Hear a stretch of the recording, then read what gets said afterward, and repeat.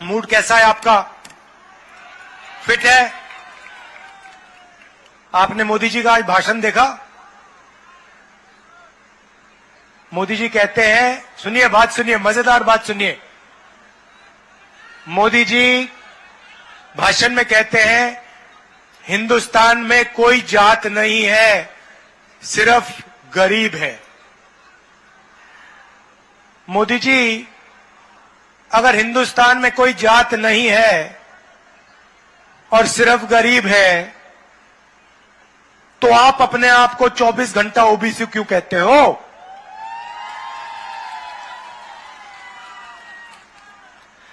और नरेंद्र मोदी जी, ये भी मुझे बता दो, आपने ओबीसी का नाम प्रयोग करके बहुत फायदा उठाया, देश के प्रधानमंत्री बन गए, करोड़ों रुपए के आप सूट पहनते हो, 24 घंटा हवाई जहाज में उड़ते हो, तो ओबीसी शब्द का आपने प्रयोग किया और आज आप अपने भाषण में कहते हो कि हिंदुस्तान में कोई जात नहीं। मतलब जब आपके लोग मध्य प्रदेश में आदिवासी युवा पर पेशाब करते हैं और उसका वीडियो लेके वायरल करते हैं, तो वो व्यक्ति जिस पे पेशाब किया गया उसकी कोई जात नहीं है, वो आदिवासी नहीं है, वो गरीब है। जब किसी दलित बच्चे को मारा जाता है, हजारों सालों से दलितों को इस देश में लोगों को छूने नहीं देते थे उनको, आज उसका नाम दलित नहीं रहा। आप ओबीसी की बात करते हो, दलितों की बात करते हो, आदिवासियों की बात करते हो और अपने भाषण में आज कहते हो हिंदुस्तान में जाति नहीं। मोदी जी, आप डरिए मत, आप एक काम कीजिए, जाति जनगणना के बारे में देश को बता दीजिए।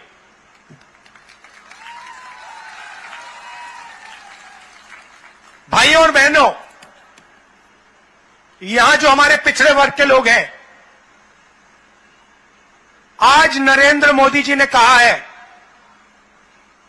कि इस देश में कोई जात नहीं है। मैं आज आपको, खासतौर से आपके जो युवा हैं, जिससे ये देश रोज उनका भविष्य चोरी कर रहा है, मैं उन आपको कुछ बताना चाहता हूं। नरेंद्र मोदी जी ने ओबीसी शब्द का प्रयोग किया, प्रधानमंत्री बने, 24 घंटा देश से कहें मैं ओबीसी हूं, मैं ओबीसी हूं, मैं ओबीसी हूं, मगर जब ओबीसी की मदद करने का समय आया, जाति जनगणना करवाने का समय आया, हिंदुस्तान में कितने ओबीसी हैं वो आंकड़ा देश के सामने रखने का समय आया, तो प्रधानमंत्री कहते हिंदुस्तान में जात नहीं है, ओबीसी कुछ नहीं है। भाइयों और बहनों, एक बात समझिए, हिंदुस्तान को एमपी नहीं चलाते, हिंदुस्तान को प्रधानमंत्री नरेंद्र मोदी 90 अफसरों के साथ मिलकर चलाते हैं। आपने ताली बजाई, मतलब आप गहराई समझ गए बात की।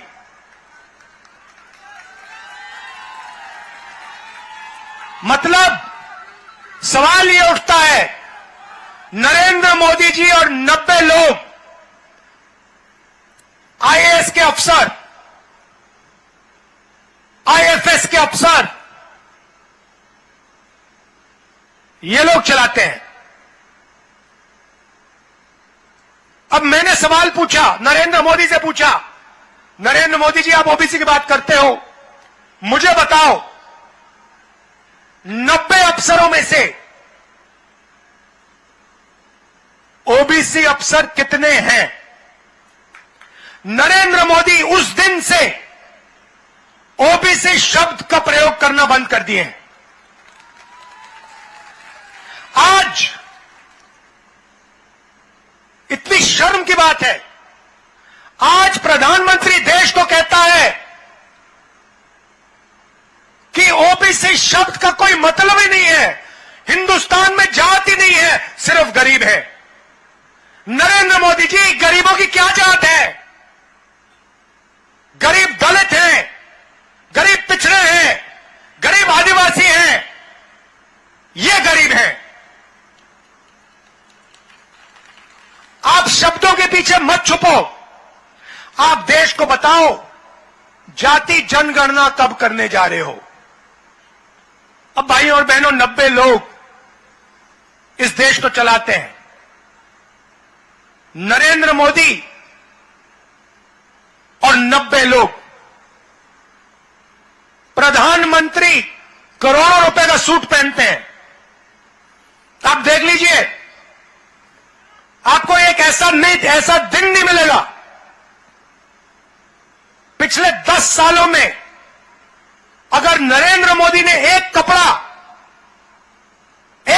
2 बार पहन लिया हो, मुझे दिखा दो।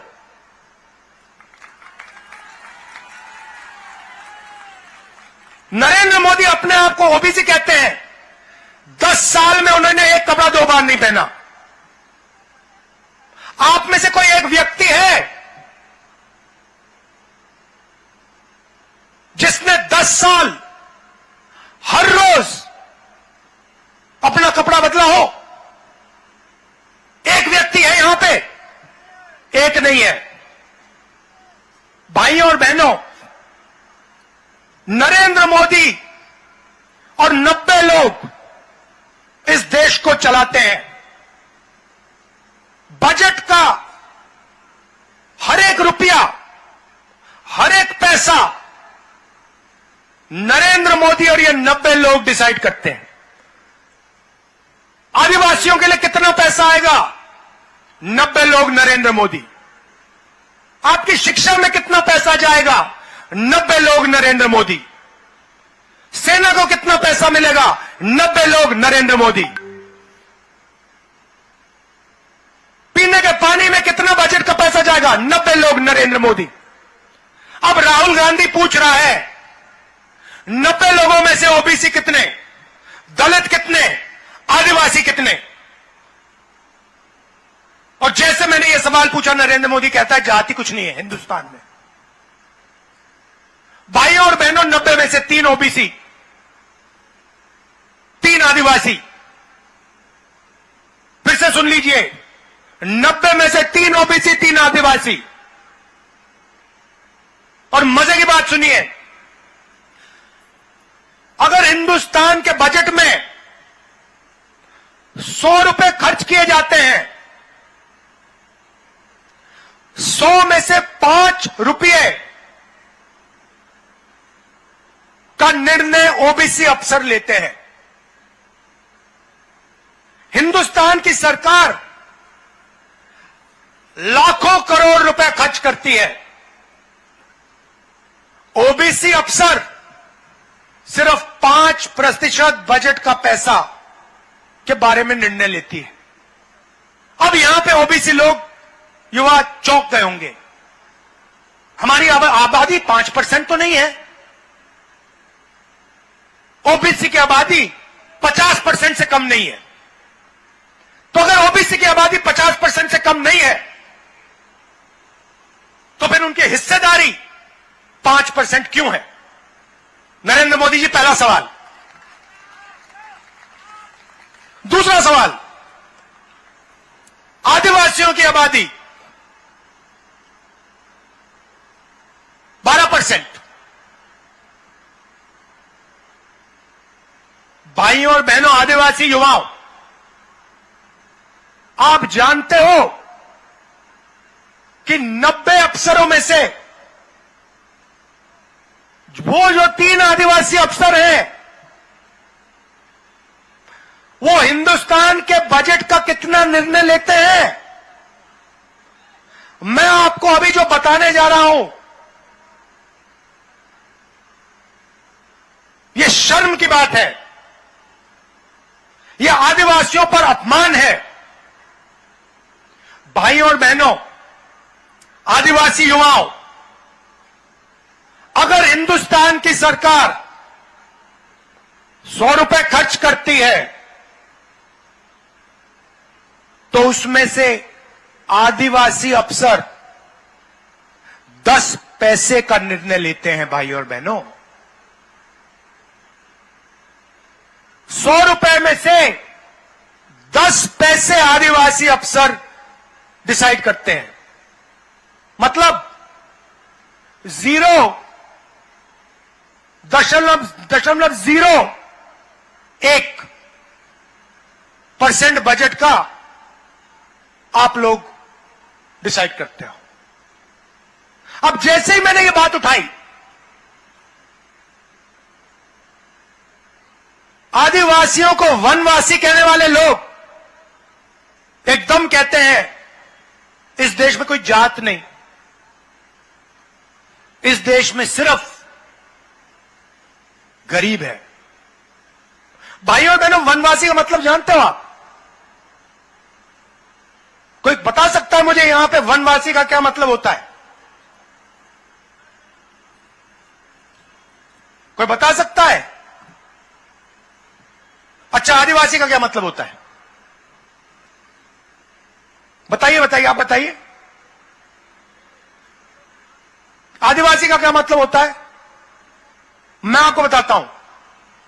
आदिवासी का मतलब, और आदिवासी युवाओं को यह अच्छी तरह सुनना चाहिए, आदिवासी का मतलब वो लोग जो हिंदुस्तान के पहले मालिक थे। मतलब ये जो पूरी जमीन दिख रही है आपको, ये जो जमीन है, ये सबसे पहले आदिवासी वर्ग की जमीन हुआ करती थी। हिंदुस्तान में सबसे पहले आदिवासी हुआ करते थे। भाइयों और बहनों, इस शब्द के अंदर बहुत गहरी बात छुपी हुई है। आदिवासी का मतलब इस जमीन पे, इन जंगलों पे, जल पर आदिवासियों का पहला हक बनता है। सही बात? मतलब पहले मालिक आप। अब बीजेपी और नरेंद्र मोदी ने नया शब्द पता नहीं कहां से ढूंढ के लाए हैं, वनवासी। वनवासी का मतलब वो लोग जो जंगल में रहते हैं।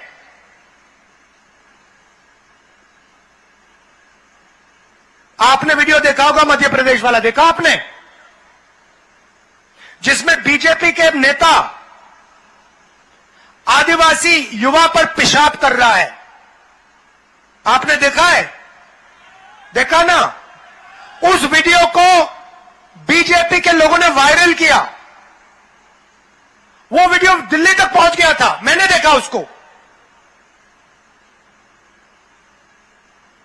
भाइयों और बहनों, आपने किसी बीजेपी के नेता को जानवर पर पेशाब करते हुए देखा है? मैंने तो कभी नहीं देखा। मगर आदिवासी पे बीजेपी के नेता को पेशाब करते हुए मैंने देखा है। ये लोग कहते, इनके दिमाग में बात यह है, ये सोचते हैं कि आपकी जगह जंगल के अंदर है और आपको जंगल से बाहर नहीं निकलना चाहिए। और फिर 24 घंटा ये आपके जंगल को उठा के अदानी को देते हैं। 20 साल में जंगल खत्म हो जाएगा। आपको कहेंगे भैया आप तो जंगल के हो, आपकी तो कोई जगह ही नहीं रही, चलो आओ शहरों में भीख मांगो। हमने छत्तीसगढ़ में अंग्रेजी स्कूलों का जाल बिछा दिया है। क्यों बिछाया? हम कहते हैं आदिवासी युवाओं को, ओबीसी युवाओं को, दलितों को अंग्रेजी सीखनी चाहिए, हिंदी सीखनी चाहिए और छत्तीसगढ़ी सीखनी चाहिए। अब आप पूछोगे भैया 3 भाषा क्यों? एक भाषा से हमारा काम हो जाएगा? नहीं भाइयों और बहनों, पहली भाषा छत्तीसगढ़ी। छत्तीसगढ़ में आपको व्यापार करना हो, छत्तीसगढ़ में आपको किसी से बात करनी हो, छत्तीसगढ़ी काम आएगी। आप यूपी गए, दिल्ली गए, बिहार गए, वहां पे हिंदी चलेगी। सही बात है, मगर मजे की बात सुनो। और मान लो अगर आदिवासी बच्चा या ओबीसी बच्चा कहे कि यार मैं तो अमेरिका जाना चाहता हूं, मैं तो अमेरिका की किसी बड़ी कंपनी में काम करना चाहता हूं, या मैं कंपनी खोलकर अमेरिका में अपना माल बेचना चाहता हूं, तो कौन सी भाषा चलेगी भाइयों बहनों? हिंदी चलेगी? छत्तीसगढ़ी चलेगी? अंग्रेजी चलेगी? तो हम कहते हैं हिंदी सीखनी है, सीखो, छत्तीसगढ़ी सीखो, अंग्रेजी सीखो। वो कहते हैं जंगल में रहते हो, अंग्रेजी की क्या जरूरत? ये फर्क है। हम चाहते हैं कि आपके बच्चे कोई भी सपना देखें, उसको वो पूरा कर पाए। हम चाहते हैं कि आदिवासी बच्चा एक दिन हवाई जहाज को देखे और कहे कि भाई मैं पायलट बनना चाहता हूं, मैं हवाई जहाज उड़ाना चाहता हूं, और उसको वो मौका मिले। बच्चा एक दिन कहे मैं बिजनेस चालू करना चाहता हूं, व्यापार करना चाहता हूं, कंपनी खोलना चाहता हूं, सपना पूरा हो। आदिवासी बच्चा कहे, पिछड़ा बच्चा कहे मैं इंजीनियर बनना चाहता हूं, दलित बच्चा कहे मैं डॉक्टर बनना चाहता हूं, सारे के सारे सपना पूरा कर पाए। बीजेपी चाहती है, अच्छा मजे की बात सुनो, बीजेपी नेता आते हैं, आपसे कहते हैं भाइयों और बहनों अंग्रेजी मत पढ़ो, छत्तीसगढ़ी मत सीखो, हिंदी पढ़ो। आप एक दिन काम करो, खैर मिलते तो आपसे हैं नहीं, हमारे एक बार कोई बीजेपी नेता हाथ आ जाए तो उससे पूछना भैया एक बात बताओ, आप हमें कह रहे हो कि हमें अंग्रेजी नहीं सीखनी चाहिए, हमें हिंदी सीखनी चाहिए, आपके जो बच्चे हैं क्या वो हिंदी मीडियम में जाते हैं या अंग्रेजी मीडियम में जाते हैं? पता लगेगा सारे के सारे बीजेपी के नेता इंग्लिश मीडियम स्कूल में पढ़ते हैं, अमेरिका में जाके यूनिवर्सिटी करते हैं, लंदन में जाके पढ़ाई करते हैं और वहां पे व्यापार करते हैं। और ये चाहते हैं कि हमारे आदिवासी भाइयों बहनों,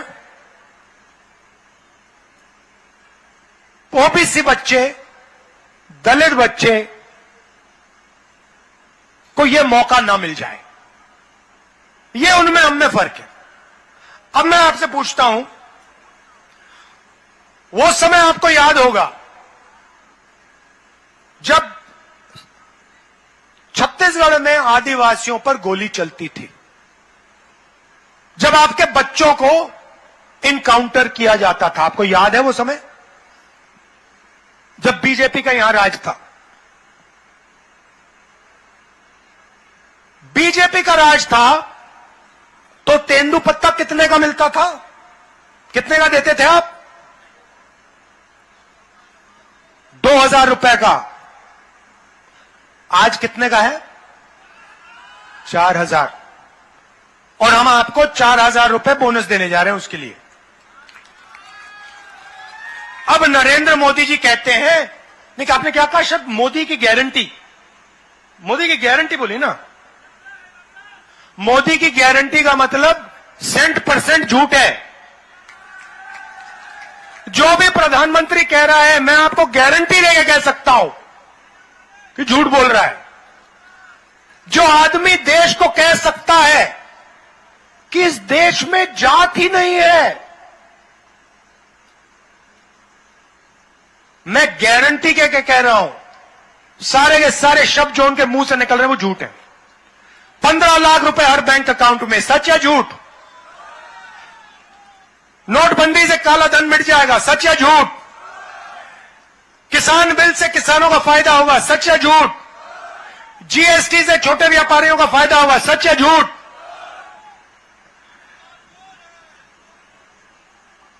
किसानों को धान के लिए छत्तीसगढ़ में 2500 रुपए मिलेंगे, सच या झूठ? छत्तीसगढ़ के किसानों का कर्जा माफ होगा, सच या झूठ? सच किसने बोला, झूठ किसने बोला? झूठ नरेंद्र मोदी ने बोला, सच कांग्रेस पार्टी और राहुल गांधी ने बोला। अच्छा भैया, एक और बात बताओ, आज धान के लिए किसान को कितना मिलता है? 2500 मिलता है। 2500 मिल रहा है मार्केट में आजकल। 2500 मिल रहा है आपको? कितना मिल रहा है? 2640। यह आपने हमसे मांगा? आपने कहा कि हमें 2640 चाहिए? नहीं, ऑटोमेटिक हमने कर दिया, बिना पूछे। किसी किसान ने नहीं पूछा। हमने कहा 2500 कम है, 2640 हो जाएगा। और मैं आपको स्टेट से कह रहा हूं, यह बढ़ता जाएगा, रुकेगा नहीं है। छत्तीसगढ़ के किसानों, यह 3000 से ज्यादा जाएगा, जाता जाएगा, क्योंकि हम आपके दिल की बात, आपकी चोट, आपका दर्द समझते हैं।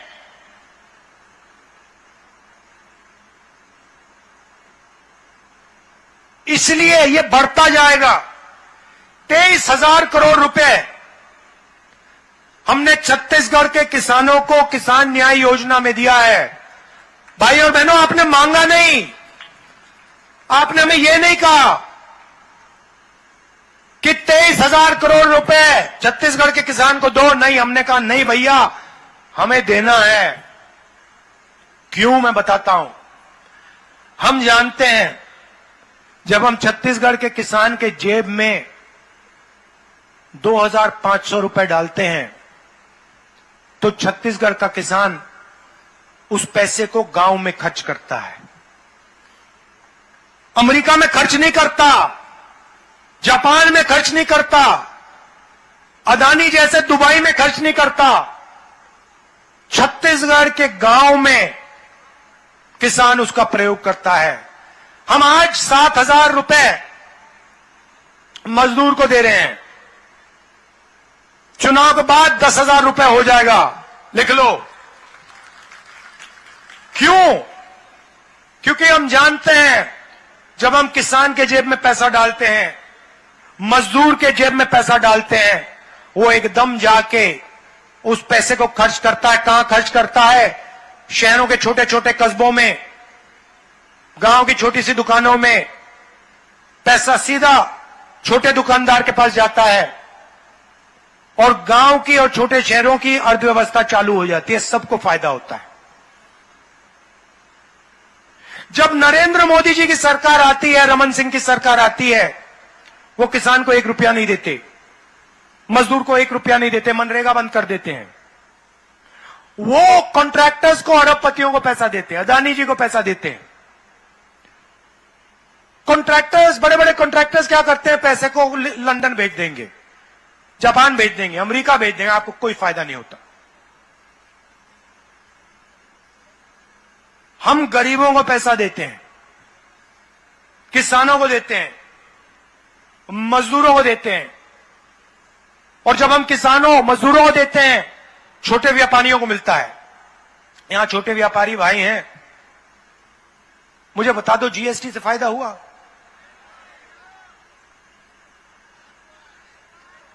नहीं हुआ। किसका हुआ फायदा? अदानी का। अदानी का फायदा हुआ। आदिवासियों से हमने वायदा किया था, आपसे बिना पूछे, आपकी ग्राम सभा से बिना पूछे आपकी जमीन नहीं ली जा सकती। ट्राइबल बिल, पैसा कानून, इसमें लिखा था कि भैया कोई भी हो, अदानी हो, कोई और हो, हमें कोई फर्क नहीं पड़ता। अगर आदिवासियों से जमीन लेनी है, वो आदिवासी हैं, हिंदुस्तान के पहले मालिक हैं। अगर उनसे जमीन लेनी है, दलितों से, पिछड़ों से जमीन लेनी है, तो जाके ग्राम सभा से पहले पूछिए। नरेंद्र मोदी जी कहते हैं नहीं, कोई जरूरत नहीं है। पैसा कानून रद्द कर दिया, आदिवासी बिल रद्द कर दिया, जमीन अधिकरण बिल रद्द कर दिया। कहते हैं अगर हमें चाहिए जमीन उठा के ले जाएंगे।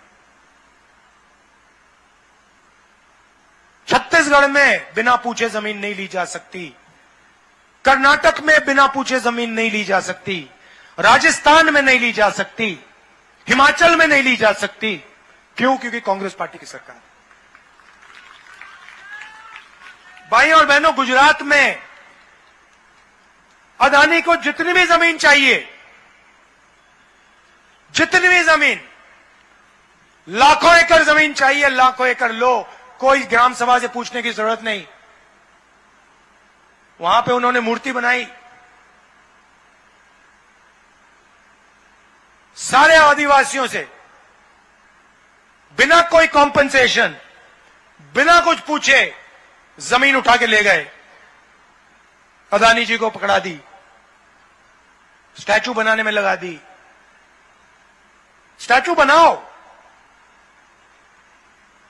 जरूर बनाओ, मगर जो आदिवासियों का हक है, जो उनकी जमीन है, उसका कॉम्पनसेशन उनको दो, उनसे पूछ के जमीन लो।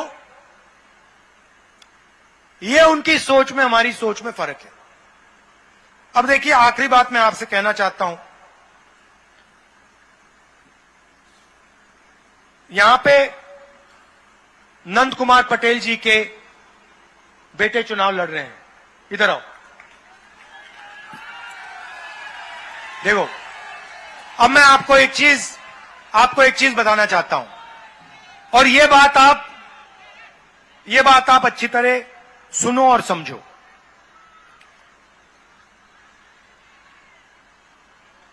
इनके पिता की हत्या की गई, इनके पिता शहीद हैं, सही बात, ये पूरा छत्तीसगढ़ मानता है।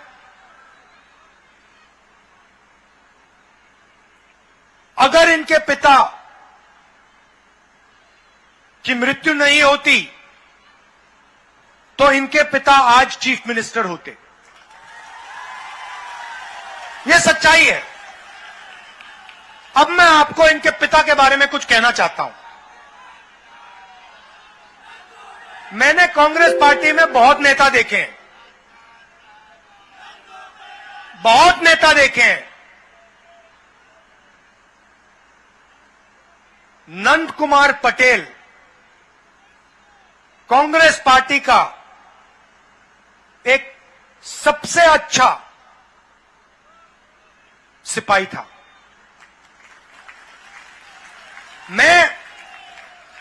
मेरा उनसे परिचय कैसे हुआ मैं आपको बताना चाहता हूं। बैठो, मैं आपको बताना चाहता हूं।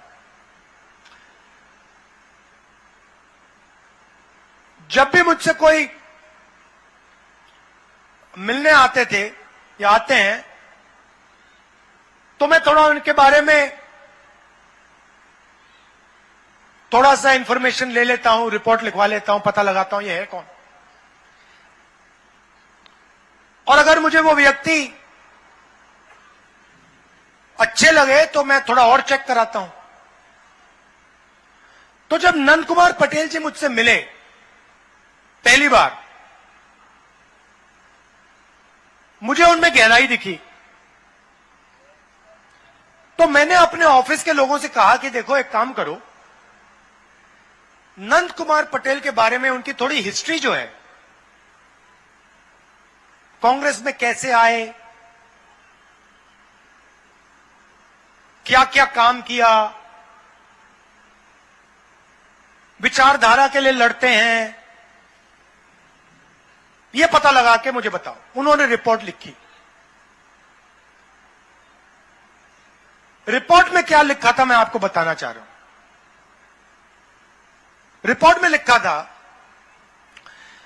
कि एक बार चुनाव में 40-50 साल पहले मध्य प्रदेश में, उस समय मध्य प्रदेश था, मध्य प्रदेश में कांग्रेस पार्टी बहुत बुरी तरह चुनाव हारी। और जब सारे के सारे एमएलए, बहुत सारे एमएलए, बहुत बड़े नेता हार गए,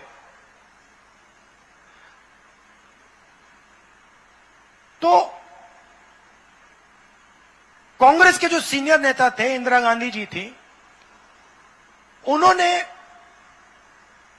लिस्ट निकलवाई कि भैया पोलिंग बूथ में कौन से पोलिंग बूथ में कांग्रेस पार्टी हारी है और कौन से पोलिंग बूथ में कांग्रेस पार्टी जीती है।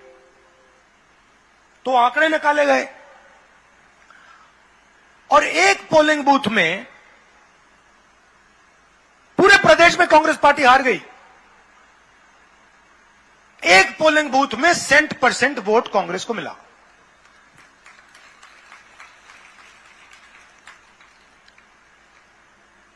फिर इंदिरा गांधी जी ने कहा भैया ये कौन सा बूथ है ये, और ये कौन है जिसने इस चुनाव में, जहां सारे के सारे सीनियर नेता हार गए, ये कौन है जिसने अपने गांव में कांग्रेस पार्टी को 100 में से 100 वोट दिलवा दिए। सुनो, तो फिर दिल्ली से एक आदमी आता है, नंद कुमार पटेल के गांव में जाता है, बिना नंद कुमार पटेल को बताए, और कहता है कि भैया यहां पे तुम लोगों ने कांग्रेस को वोट दिया। सारे के सारे लोगों ने कांग्रेस को वोट कैसे दे दिया? तो लोग वहां कहते हैं देखिए यहां पे तो हम सिर्फ कांग्रेस वालों को गांव के अंदर आने देते हैं और कोई आ ही नहीं सकता यहां पे। तो व्यक्ति ने कहा मतलब ये कैसे हो रहा है? और उन्होंने कहा कि हमारा यहां पे एक युवा नेता है, कांग्रेस का नेता है, सारा का सारा गांव उसके साथ कांग्रेस पार्टी को वोट देता है। नंद कुमार पटेल 3 बार प्रधान बने। सही बात?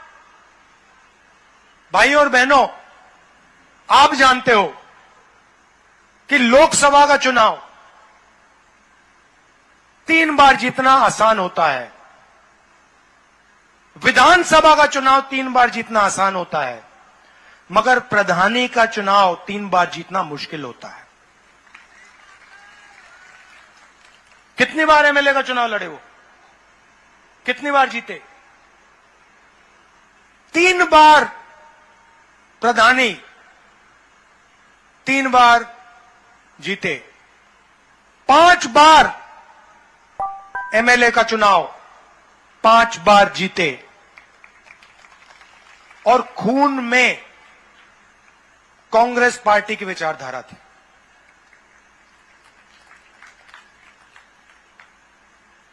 किसी ना किसी दिन उनके हथियारों को मैं पकड़ के आपके सामने खड़ा कर दूंगा।